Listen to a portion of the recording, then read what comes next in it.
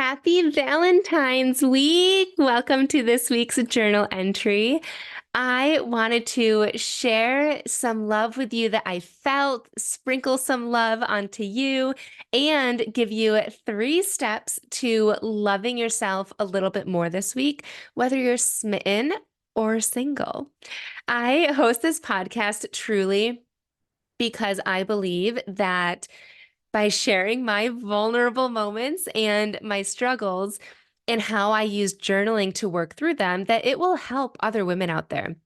I don't do it for the ratings or the reviews, so much so that I completely forget to check them.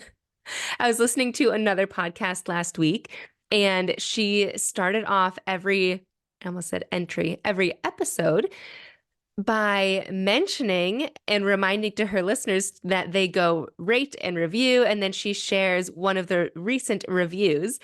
Anyways, all of that was like, I should go look at mine. And so I went to go look, and so far, Journal Entries has 5-star ratings on Apple with 13 ratings and 3 reviews. And also 5 stars on Spotify with 7 ratings. So if you are one of those ratings or reviewers, thank you so much from the bottom of my heart. I won't be doing this at the start of every podcast episode because I didn't love how much time she spent talking about it, but I would love if you took a few seconds to rate my show. You can actually do it at the same time that you're listening right now. You can just pull it up, click the stars, and then give it a rating, whatever your heart wants to rate this show. And if you have 1 or 2 more minutes, you can actually type out a review. This is one of the reviews that I saw on Apple. It was left on June 14th of 2023, and I just now saw it. It was written by TBNBB0101. So I'm not sure who that is. If that is you, thank you so much. So it was titled Awesome Podcast, and it said this. It was 5 stars. So real, so inspiring. It's never easy to tap into one's own feelings, but listening to this podcast and having Sam guide you through the process of journaling is so helpful. Thank you, Sam, for being brave and opening up with your own experiences in order for the rest of us to have the chance to do the same. Bravo. I loved that. So thank you so much. Moving on. If you are feeling unsettled in your life in any way, maybe you're feeling unsettled in your career, in your relationship, in your body, in your financial situation, or if you're feeling good in all of those areas, but you just feel kind of stuck.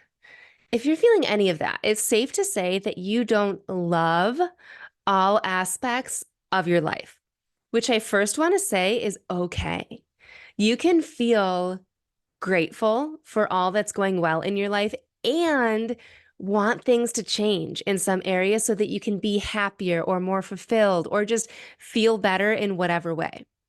So it's okay to not be totally happy in your life and to want more and to still feel grateful for those things that you do have. That is where, quote unquote, the work comes in. Have you ever heard that? Like, you have to do the work to get to where you want to be. But I always felt like no one talks about what the work is ever, especially for me, where I always kind of felt like I was doing, quote unquote, the work. I was doing the basics that like all of the personal development people recommend, like having a morning routine, exercising, writing those things that you're grateful for, and some affirmations, drinking water, like keeping a healthy body and healthy mind, thinking about what it is that I wanted. And I just kept thinking, there must be more work. There must be work besides this because nothing is really changing. And some of the additional work is obvious. Like, I remember when I first started to feel complacent or just kind of unfulfilled in my corporate career, I started researching other jobs.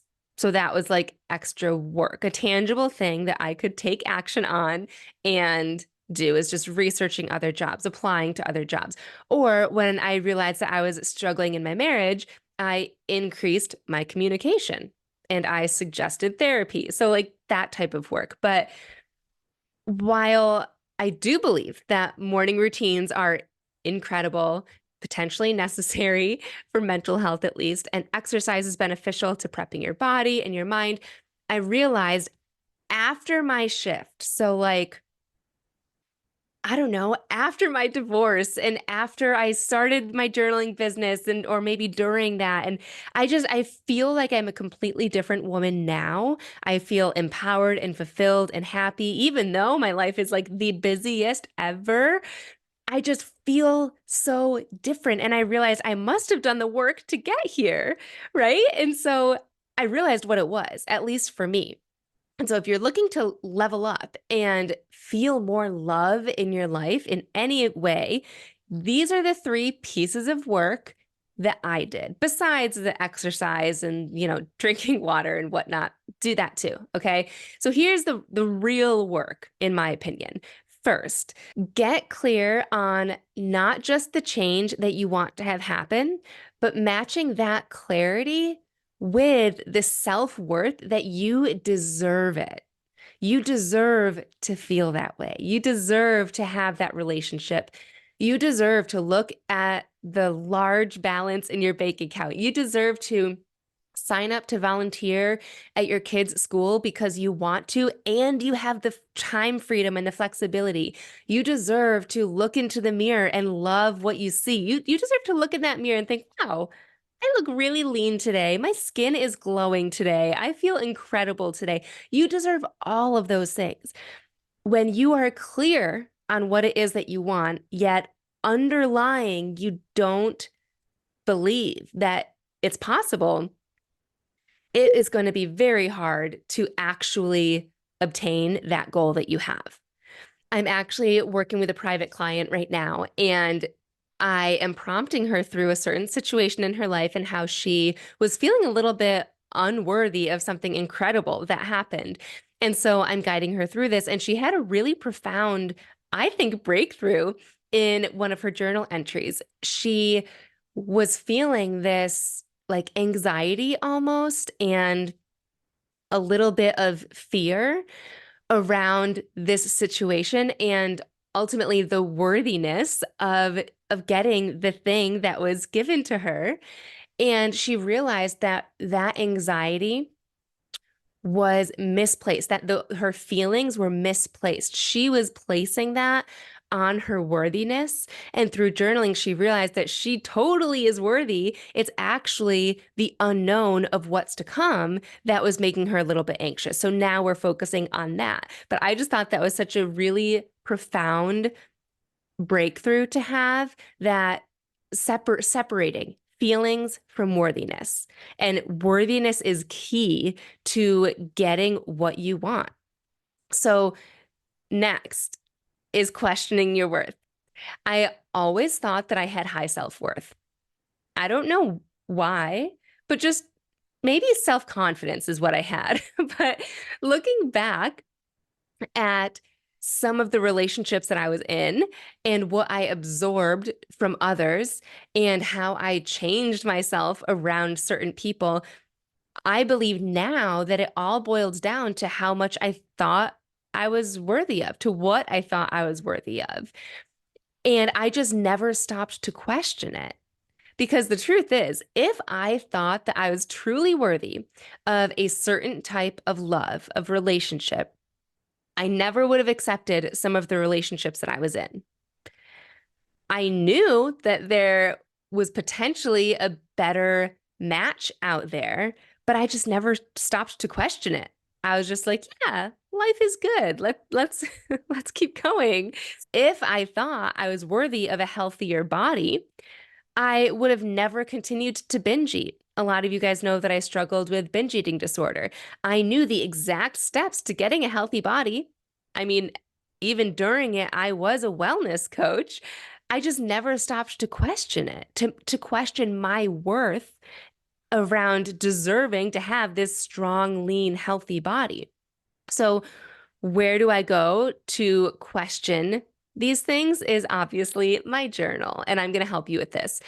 And before I get into some actual prompts for you, for those of you that don't know, I actually suffered with binge eating for about 10 years. And it wasn't until 2019, I want to say May of 2019, when I stopped. I was like, I need to do something. I stopped and I read a book about binge eating. It was called Food, the Good Girl's Drug. I still recommend that, at least as a beginner's guide to somebody who's struggling with emotional eating. It's incredible. So I read that book and then I journaled about my food intake, why I was doing it, what the repercussions were. And then I finally stopped binge eating. And that was before I had like systems to journaling, but I just knew that I needed to like get it out of my brain and like onto paper, onto something else. I even went to therapy for binge eating, and that was not very helpful. But I'm going to prompt you through how to question your worthiness, whether you also struggle with emotional eating or relationship issues, or if you're just feeling stuck. And I will put all of them in the show notes for you to come back to. So here's the prompt. What is it that I want to have shift in my life so that I can feel a deeper sense of love in my life? Whatever that means for you. Then, do I think I'm worthy of this? If no, if that gut feeling is like, nope, I just don't believe this is for me, then ask yourself why and just get curious. Why do you feel like you're not worthy of this?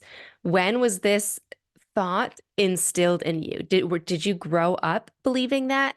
Or did something happen to you in high school that made you believe that? Did somebody say something to you at work that made you believe that? When was it? If you can pinpoint that memory, then just getting detailed about what it was, and then asking yourself, are those things true today? If you believed that, you couldn't have a strong, healthy body when you were a little kid because maybe you were raised in a family where that just wasn't an example.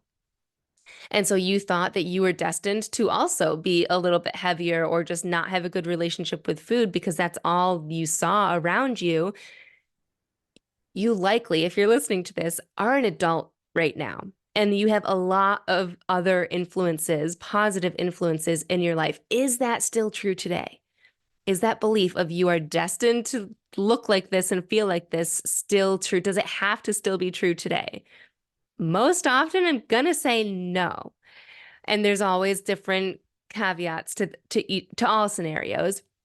But so if you don't think that you're worthy of what it is that you want, ask yourself why. When did I first learn this? Or when did I first start behaving in this way? And then are those things true today? Or is that true today? Or does that have to be true today? Or am I old enough now, wise enough now where I can choose differently? If you ask yourself, do I think I'm worthy of this? And you say yes, because that's also a possibility. You're still feeling stuck though, right? You're still feeling that unsettled feeling. So why has it been so hard for you to adopt the behaviors that you need to have in order to make that a reality? Why has it been so hard for you to shift, to take action? And if you have started to take action, to stay consistent in that action, what is it that keeps stopping you? So just getting curious about that. Step 3. Love yourself enough to do something different. So far, we've talked about awareness, essentially, an awareness of what it is that you want and increasing your self-worth so that you can actually get it. But it's not just going to be handed to you. And oftentimes we have to do something different to get something different, to see different results, right? So step 3 is, what action steps can you do to inch closer to that goal? And at first, this is just a brain dump list. This is any and all actions that come to your mind. And then circle one thing that you can do today. And I have some examples for you. I have 3 different situational examples. The first one is just feeling better. So I figured this is good for everybody. If you just want to feel better, what are some action items that you can do? Some things that popped up for me when I was thinking about this was I could make a list of things that bring me joy. In fact, I do have this list in the Notes app on my phone. You could look at your schedule of when you can actually do those things. You could pencil them in to that schedule. You could reach out to a friend, see if they would want to do something. Also, you could consider scheduling in to come to the Unwind and Recreate workshop that I'm hosting. This is if you're local to Western New York, and it's the journaling workshop that I'm hosting to help the overwhelmed, stressed out woman feel decluttered and more supported and inspired to finally accomplish goals that have been pushed off of her to-do list. I was going to say it was pushed down and down and down, and then it just kind of fell off because everything else got in the way. So if that's you and you live near Western New York, you can check it out. It's at samanthapenkoff.com/workshop. But do something different. Maybe you have to wake up earlier, or you have to try a nighttime routine, or go to some sort of workshop or conference, something to do something different. You have to start behaving in the way that your future self that you want to feel and be would behave. So what are those things? And then start doing that small, right? This was a full list. Do one thing today. Maybe you sign up for my workshop today, or you just look at your schedule today. When is your free time that you could prioritize feeling better? Okay, my next situation, better relationship with food. Some things that you could do, continue reading the book, try the approach where I will allow myself whatever I want to eat. I read about that when I was trying to heal from binge eating.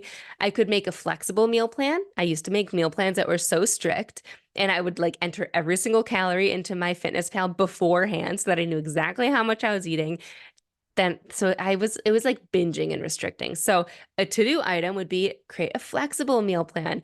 Another item that I had on my list was call a therapist. So what are little things, and then what's one of those things that you could do today? Lastly, healthier relationship. The first thing that I thought of as a to-do item was I could share how I'm feeling. But then I thought that's loaded, especially for somebody who isn't in tune with how she's feeling, who was me. So underneath, share how I'm feeling, there's a few more action steps that you could do. First, understand how it is that you feel in the first place, right? You need to know that before you can actually share it. But even before you share it, ask yourself and really understand, what is it that you need in a partner or in a friendship? And then choose how you're going to have this discussion. How are you going to share this? Will it be a discussion in person? Will it be over the phone? Will it be a text message, an email, or as I did with my ex-husband, I wrote letters. I felt like that was the best way for me to have complete thoughts that were true to myself. I wrote letters, I typed them out, and then I printed them, and I said, here you go. Take a moment and read this when you can. It worked for me. So choosing that, and that could be one item for one day. So breaking all these things down. Another thing for a healthier relationship, go to therapy. Therapy is just good for everything. To recap, number one, get clear on not just the change that you want to have happen, but matching that clarity with the self-worth that you deserve. Number two, question your worth in your journal. And number three, love yourself enough to do something different. Write down those action items, a brain dump of the action items, and then circle just one thing that you can do today.